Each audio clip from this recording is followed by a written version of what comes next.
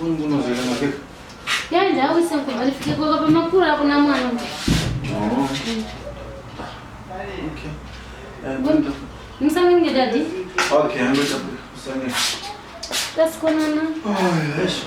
Wewe nisiko kujaza hawa unaweza kuenda. Alright. Hey, daddy. Hey, wafiki.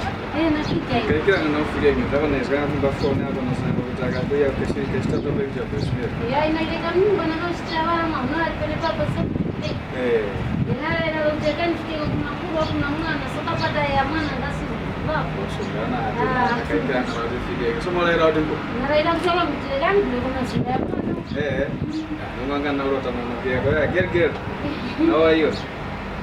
Thank you. Oh, did your mommy tell you that I'm your father? I'm your father, eh? But now you must know. She must tell you that I'm your father, eh? Take this Mazinga for you. I bought it for you. Okay?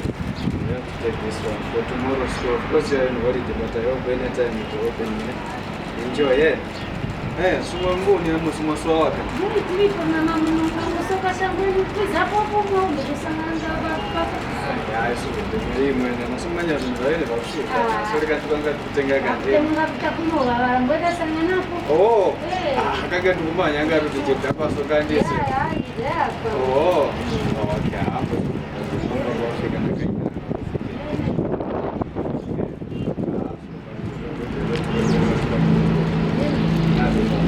Wewe sio sio wako na mwisho mtaka genge.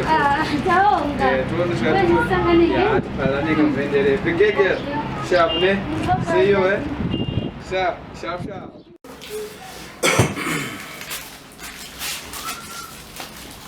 Mawera kumara kwa first eh? Mbesa matumazia dad. Enyana, usoma kwa first. Unaona? Zapu.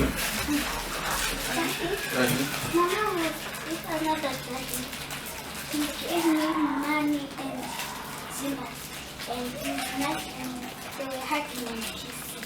Kuti kumwambia sana kuchoko. Ndigomena na basa soma Simba. Ndia analipa sana uje ni kisi ndi amaya. Ndia ni mwamuna wino. Iwe nyina. Awese. Pasakun.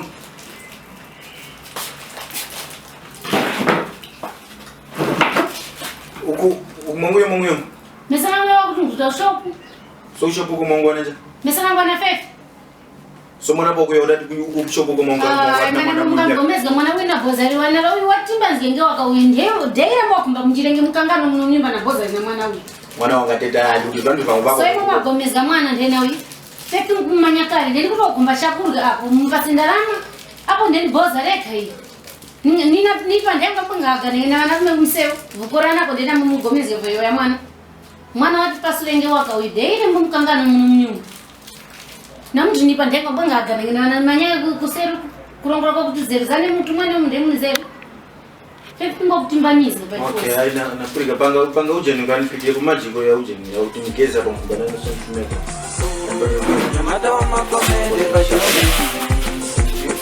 Wakusamiza vandu mumakomende vandu vanani bakupondwela naye ili nizola kezuluboi nyamata wa makomende bajoni wakusamiza vandu mumakomende vandu vanani bakupondwela